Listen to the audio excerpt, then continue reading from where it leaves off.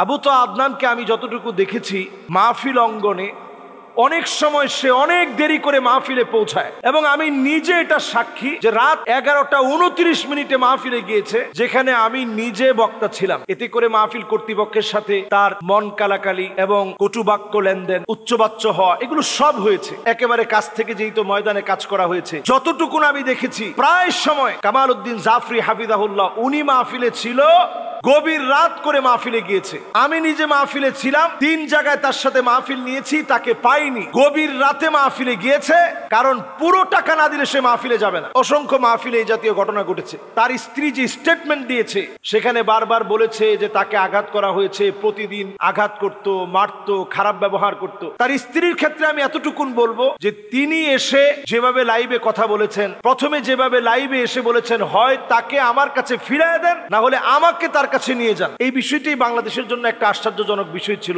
এমন কথা স্বাভাবিকভাবে কোনো আলেমের স্ত্রী এতটা সাহস নিয়ে বলতে পারে না। যেমন তার শাশুড়ির একটা বক্তব্যে তার শাশুড়ি বলেছে যে সে নামাজের ক্ষেত্রে একেবারে বেখবর। তার স্ত্রী বলেছে যেটুকুন উনি লাইভে বলেছে এটা 100 ভাগের ভিতরে 10 ভাগ, আরো 90 ভাগ প্রকাশ করে নাই কি পরিমাণ নির্যাতন করা হয়েছে।